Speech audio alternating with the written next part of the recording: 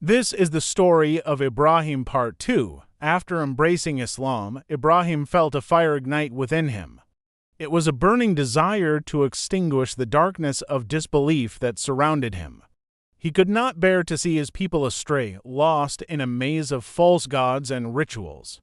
So Ibrahim, may peace be upon him, started to speak. He spoke with a gentle yet firm conviction, calling out the idols that his people worshipped. He said, "How can you worship these idols? How can you call these lifeless pieces of stone and wood gods when they cannot hear your prayers, when they cannot help you in times of need, when they cannot even defend themselves?" His words were like stones cast into a still pond, creating ripples of discontent. His father, Azar, was an idol maker, and he begged Ibrahim to stop his blasphemy. One day he said, "Ibrahim, my son, what you are doing is dangerous. These people, they get angry very easily. You don't know where this might end." Ibrahim replied, "Father, I am doing what is right. I am speaking the truth, and the truth, no matter how hard it is, needs to be spoken. Look at these people, Father, they are lost. They need to be guided to the right path." Azariah said, "Ibrahim, you know very well that these people, they don't want to listen to the truth. They won't accept it so easily. You have to be smart. You have to be cunning to survive in the city." But Ibrahim could not accept his father's advice.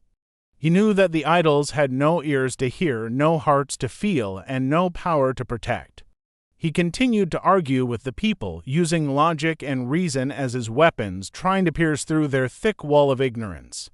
But his efforts seemed futile. They only laughed at him, mocked him, and called him a fool. They said, "Ibrahim, you are dreaming. These idols are our gods. They have been our protectors for generations. You cannot prove your claims, so we will not believe you." Ibrahim, however, was not deterred by their taunts and mockery.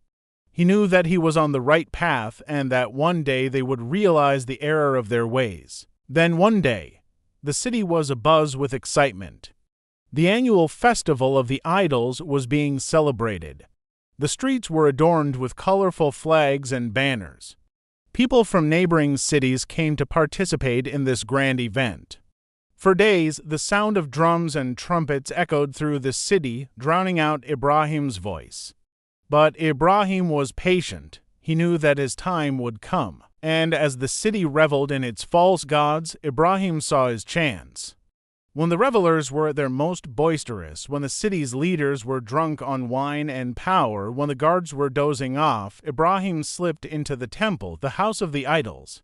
It was a place he knew like the back of his hand, having played there as a child. Now, however, his eyes were sharp and clear, focused on the task at hand. He moved with the grace of a shadow, his steps silent and sure. In a matter of moments, he had reached the innermost sanctum of the temple. There stood the idols, silent and lifeless, waiting to be awoken. To their doom, Ibrahim raised the axe, his heart pounding in his chest. With a mighty swing, he brought the axe down on the nearest idol. The sound echoed through the empty temple, shattering the silence of centuries. One by one, he destroyed the idols, each blow of the axe echoing the beat of his heart, the rhythm of his courage. But he stopped when he neared the largest idol, the one that his father had made. It was a towering figure, larger than life, and it had always intimidated Ibrahim, but tonight he was not afraid. With a mixture of reverence and irony, he placed the axe in the lap of the largest idol as if offering it a gift. Then he turned and left the temple. The footsteps that had once echoed with fear now marched with confidence. He had done what he had set out to do. The idols were broken, and now it was up to the people to see the light.